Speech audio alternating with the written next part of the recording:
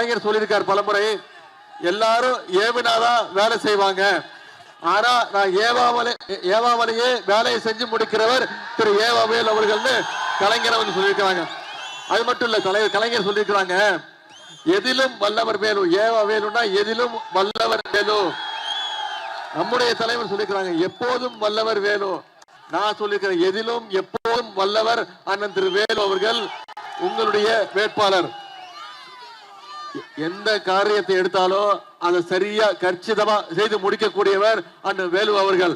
அப்படிப்பட்ட ஏவாவேலு அவர்களை உங்களிடத்துல தலைவர்கள் ஒப்படைச்சிருக்கிறாங்க. அதாவது முதலமைச்சர் அவர்கள் இல்லத்தரசி திட்டம்னு ஒரு தேர்தல் அறிக்கையில சொல்லியிருக்கிறார்.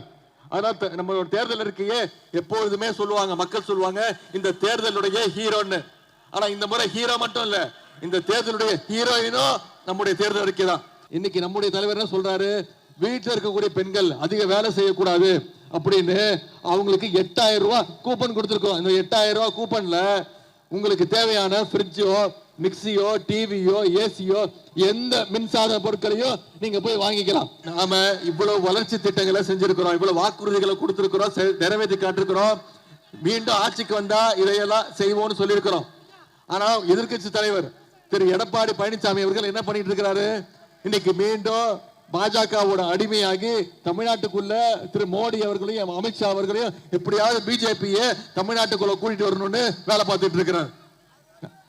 ஜாடிக்கு ஏத்த மோடின்னு சொல்லுவாங்க.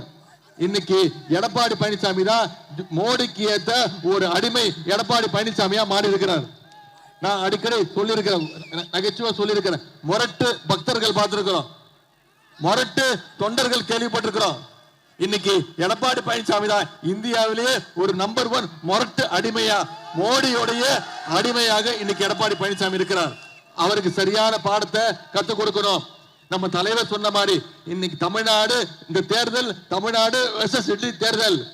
இந்த தேர்தல்ல மோடியா நம்முடைய தலைவர் அவரா அப்படின்னு பார்த்திருந்தோம், நம்முடைய மோடியா தமிழ்நாடான்னு பார்த்திருந்தோம்.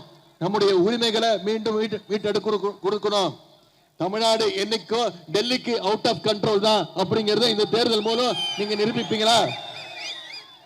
அதை கண்டிப்பா செய்வீங்க அப்படிங்கிற நம்பிக்கையோட உங்களை எல்லாம் அன்போடு கேட்கிறேன், பண்போடு கேட்கிறேன், பாசத்தோடு கேட்கிறேன், உரிமையோடு கேட்கிறேன், உங்கள ஒருவனா கேட்கிறேன், உரிமையோடு உங்க வீட்டு பிள்ளையாக இருந்து கேட்கிறேன். இன்னும் பெருமையா பொறிப்பா சொல்லணும்னா தலைவருடைய மகனாக இருந்து கேட்கிறேன், டாக்டர் கலைஞருடைய பேரனாக இருந்து கேட்கிறேன்.